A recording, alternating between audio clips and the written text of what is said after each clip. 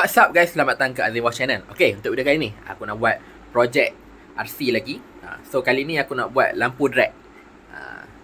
Lampu drag simple je, tapi wire dia boleh tahan enggak lah. So untuk projek ni aku guna Arduino Uno. Lepas tu lampu, ni lampu lori. Ada 4 biji, 3 biji warna oren, 1 biji warna hijau. Lepas tu relay 5 volt dengan buzzer. Okay. Lepas tu satu lagi patutnya ada push button, tapi push button tak jumpa. So aku main touch ground macam ni je lah. Okay. Touch ground. So cara kerja dia, bila push button tekan, okay, push button tekan, buzzer akan bunyi 2 kali. Lepas tu dia akan delay 7 saat. Lepas tu kita standby lah. 1, 2, 3, jalan. So mula-mulanya aku nak buat daripada mula lah. Lepas tu aku try dulu, coding Arduino, wiring dulu. So bila dah jadi baru aku buat video lah. So sekarang ni program semua dah cun, coding dah masuk. Lepas tu wiring semua dah cun. Wiring ni kiranya aku trigger negatif power bank 12 volt ni. So bila relay ni on, negatif dia akan pergi ke power bank lah. Macam tu lah. So bila kita tekan push button, sekali lagi tekan push button, dia bunyi 2 kali. Lepas tu dia akan delay 7 saat. Okay, 1, 2, 3, jalan. Settle. So sekarang ni job aku nak buat dia punya casing. Lepas tu settle lah. Kita kemaskan wiring. So sekarang ni aku nak buat casing dulu. Jom kita lain guys. Okay guys, so settle buat casing. Dah siap tebuk-tebuk dah.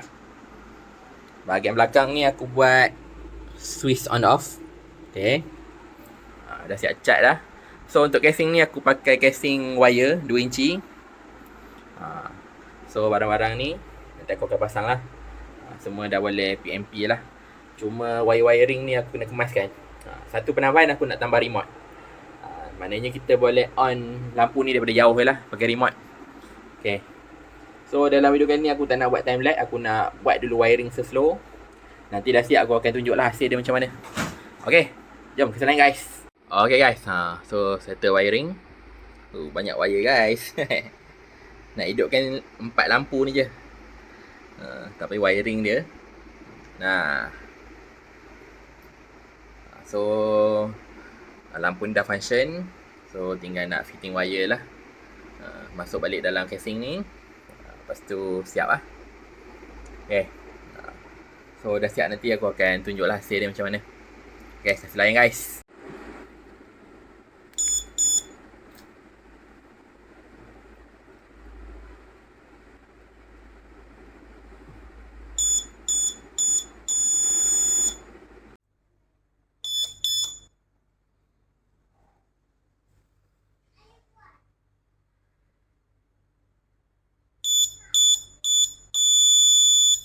Okay guys, so petang ni kita akan test kita punya lampu. Sedikit update, aku punya DMAC dah tukar colour putih. Sebab shell merah ni dah barai lah, patah lah. So aku gantikan dengan shell putih. Lepas tu tayar aku pakai tayar Smith Slick sebenarnya ni, tapi tayar pun dah botak. Okay, tengoklah petang ni, agak-agak ok lah. Untuk enjin aku pakai brushless. Okay, brushless. Kita test mesin petang ni sekali dengan lampu. Petang ni aku ada buat drag longgok dekat dataran Temeloh. Okey, jumpa petang ni. Mana ni?